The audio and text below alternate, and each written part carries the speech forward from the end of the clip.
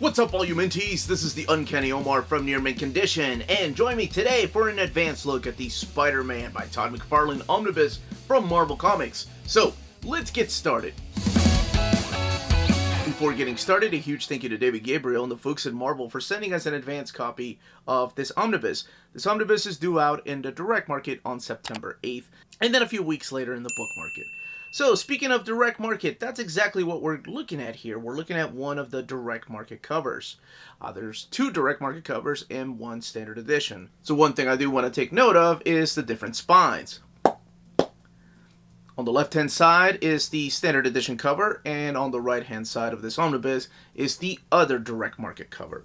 So each one of them coming with a different spine. Marvel has done this from time to time. Not every omnibus has a different spine design, but I just wanted to point out the differences here, mainly being, of course, the picture. Everything besides the covers and the spine are identical. So, here we go. Spider-Man by Todd McFarlane. And let's look at this cover here by Todd McFarlane. Of course, I don't even know why I had to repeat myself. But there is something interesting about this particular storyline, and I'll mention it when we go in there. Again, the spine, and then the back of the book. Now, here are all the books collected in here, and the book retails for $75.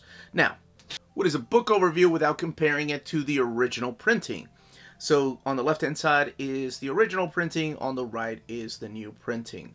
I mean, obviously the covers are going to be different, and then the spines. Now, this is for the people that are freaking out going, oh my gosh, this book was so thin. It was always thin to begin with, even the first printing. And now the back of the book.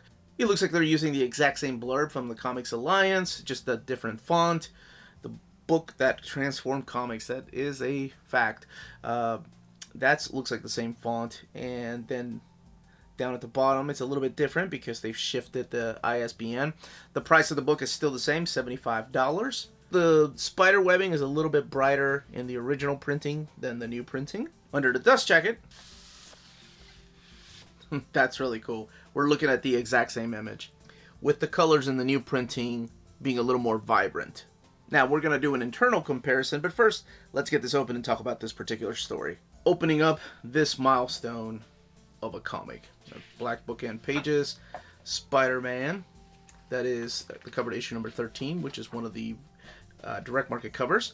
Here we have Todd McFarlane writing, Rob Liefeld, Femi Ciesa, the pencils done by Todd McFarlane and Rob Liefeld, and then inks by Todd McFarlane, Rob Liefeld, Rick Magyar, Scott Williams, and Jim Lee. That's right. We'll talk a little bit about that here in a minute. And then colorists also, Todd McFarlane, I remember doing some of the colors experimenting. Brian Murray, Gregory Wright, and Bob Sharon. Brian Murray went on to work at Extreme Studios. So here's your table of contents with Spider-Man number 1. Torment. So here we go. The best-selling comic book of all time until that record was broken by X-Force, and then that record was broken by X-Men number 1. But here it was, for a while, the number 1 best-selling comic of all time. Spider-Man number 1. Now, for those wondering, when does this take place as far as the reading order? Well, we'll be updating the Spider-Man reading order sometime later this year. But this takes place immediately if you have these in oversized format or an omnibus format, right after the Todd McFarlane, David Michelinie omnibus. So the story behind this is the same thing that happened to X-Men. Marvel saw the sales of Uncanny X-Men and decided, hey, let's start another series. Let's start an adjectiveless X-Men. Exact same story here. Spider-Man was selling so well. Todd McFarlane wanted to do his own thing, did not want to be limited to what David Michelinie was doing. So the editors of Marvel was like, okay, this guy's artwork is selling, probably moving the books. Let's go ahead and give him his own title. We'll just call it Adjectiveless Spider-Man. Or at least that's what we call it. It's really just Spider-Man. So at the time, there was Amazing Spider-Man, Web of Spider-Man, Spectacular Spider-Man, and now we have a 4th monthly Spider-Man title. But this one, completely by Todd McFarlane. Coming in, writing. This is the first time we saw him writing dialogue, the first time we saw him plotting a story, and of course, pencils and ink. So everything here was done by him. As a matter of fact, one of these issues, I think it's issue number 4, he was trying to do the colors by himself. So if you were a fan of his art in the Amazing Spider-Man series with David Michelinie, holy crap, did you just move and get this title? And of course, it was a number, holy crap, were you just excited when he got his own book. Holy crap, as a kid, I was so excited for Todd McFarlane to take over a book by himself. I was thinking, oh my gosh, he is not going to be, restricted to all these stories that he wanted to tell. Probably better wishful thinking on my part because, man, okay. The art is amazing. The detail, the dynamic of his art is beautiful. And when I mean detail, I mean the wrinkles, the little warts, whatever it is that he adds to these characters that make them feel real. It's just amazing. Ha! Huh. Nope, didn't mean to do a pun there. However, this story, even as a kid, I thought, oh, man, this dialogue is pretty, it's pretty not great, to say the least. But, man, that artwork, I didn't care. I was hooked on this book. So, of course, this only lasted 16 issues. So what does this collect then?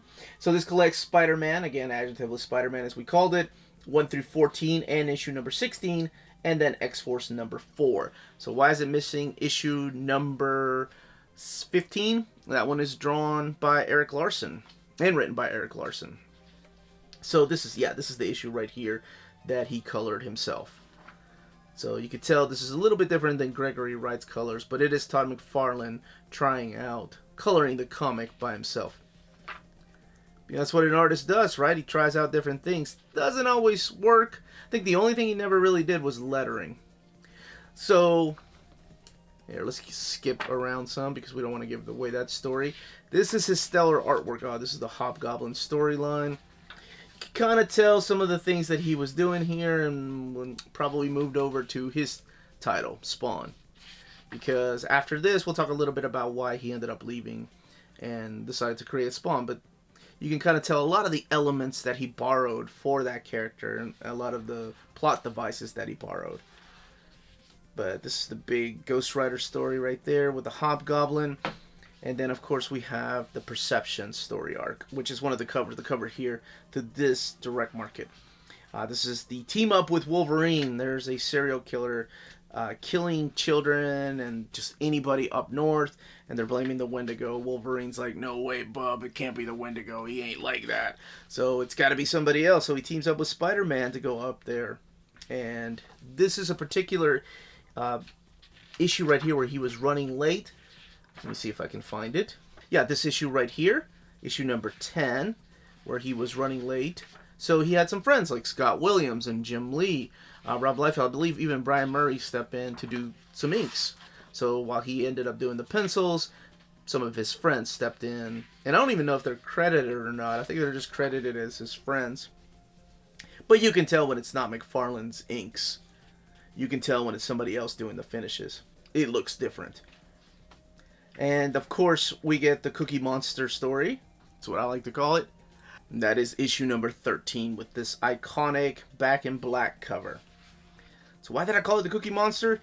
It's because Spider-Man has to go down to the Morlock tunnels. And while I said that the dialogue was okay and this plot was okay at best, there was one part in this particular issue, or no, maybe it was issue number 14, where he is down in the Morlock tunnels. And the Morlocks, of course, are these mutants that have decided to live in the tunnels and stay away from just the surface world.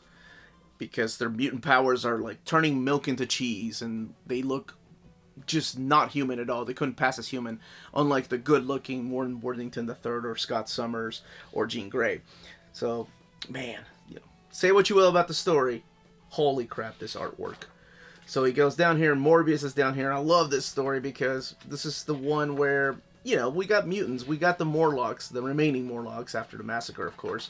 Okay, so this is what I was talking about, where the Morlocks are just sitting here saying, go for others, bad one, evil spider thing, you'll be sorry, me am mad. And he just says, geez, you sound like 20 Cookie Monsters. I remember as a kid, I thought that was hilarious. But anyway, maybe that's just me. That's why I call it the Cookie Monster story. So, memories. I still remember reading this on my bed. Oh, and then talking to my friends about it. And then we get, sadly, his last story. And we'll talk about why he left here in a little bit. But this is the Sabotage story. And I'm doing it in an injustice because this book is read in a widescreen format like this. So they wanted to try out different things, both McFarlane and Rob Liefeld. Of course, both of them went on to Image, but this is the way the book is read. So it's a crossover with the X-Force team teaming up against the Juggernaut to take him down. It's one of my favorite artists drawing one of my favorite new teams, X-Force, and I thought that was the most badass thing. When I was a kid, I was like, oh my god, it's Todd McFarlane drawing X-Force, this is awesome. We'll come back to this in a few minutes, but this also includes the Rob Liefeld issue here, issue number 4. And this again, I think he gets Murat Michaels and Brian Murray to step in and help him out with the inks. But this is the crossover here, and it wraps up with X-Force 4. Now, back to Spider-Man 16. This is the last issue that Todd McFarlane drew, and this particular panel is the straw that broke the camel's back. Because initially he wanted to have that sword go into the Juggernaut's eye, and editor stepped in and said, no, you're going to have to redraw that, man. That is way too violent.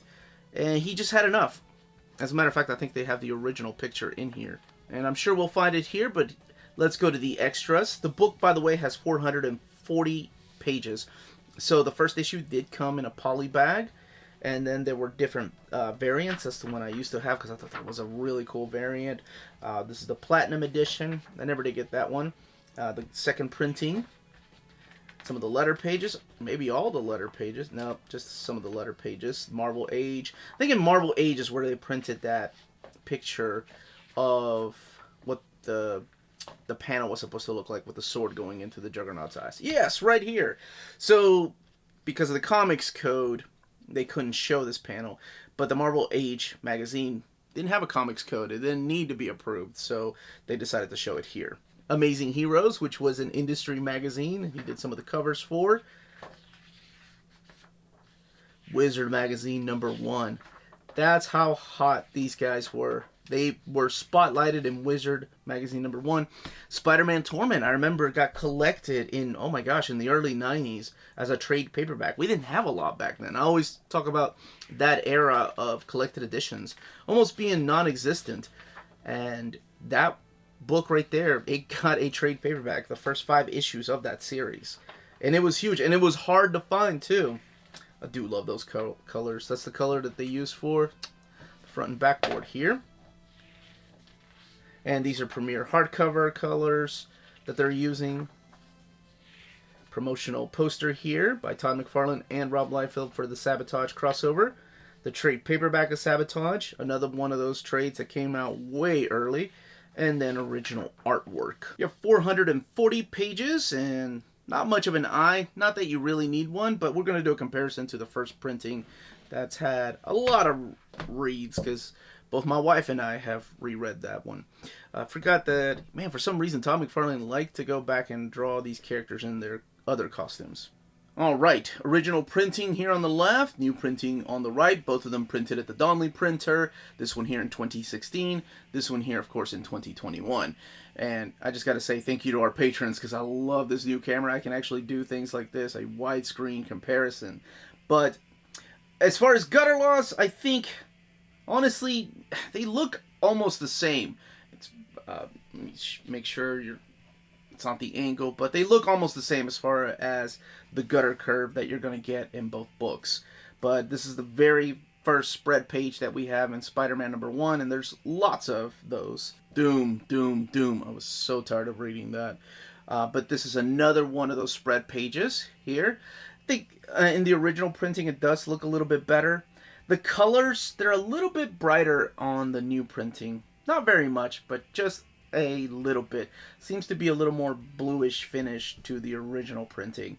I kind of like these colors here a little bit more. In this particular spread page, you do get more artwork here in the original printing as opposed to the new printing because of the way that the book lays over, and of course the gutter curve that you have, and that's what you're going to have a little bit of gutter loss.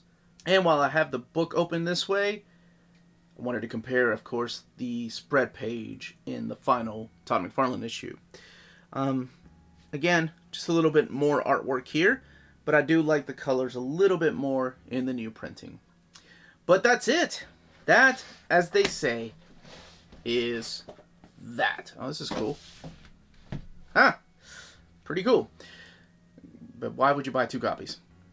Thank you everybody for watching. If you're interested in purchasing this book, don't forget to check out our sponsors. If you live in Europe and are interested in pre-ordering or purchasing Omnis, then you should definitely check out Walt's Comic Shop in Berlin, Germany. They have the cheapest pre-order prices for Marvel and DC big books within the EU. Flat shipping of €9.90 for EU countries, extremely careful and sturdy packaging, emails are answered within 24 hours, and they have a superb selection of new releases and out-of-print books on their website. Just head over to waltscomicshop.com for more great deals and rare titles. And for a limited time, you can use the code nearmintcon, all one word, at the checkout for free shipping to all EU countries with your first order. Walt's Comic Shop, your reliable source for Omnis and premium collected editions in Europe. CheapGraphicNovels.com, your online home for brand new graphic novels and collected editions up to 50% off cover price. They pride themselves on packaging your books so they arrive safely and in excellent condition, as well as prompt and helpful service. Check out the bargain deals for up to 90% off cover price. CGN is excited to announce that they are now taking pre-orders. They're making it easier for you to ensure that you don't miss out on the hottest releases. CGN is currently running a special promotion for you Minties. If you're a first-time customer, let them know that you were referred by Near Mint Condition at the checkout,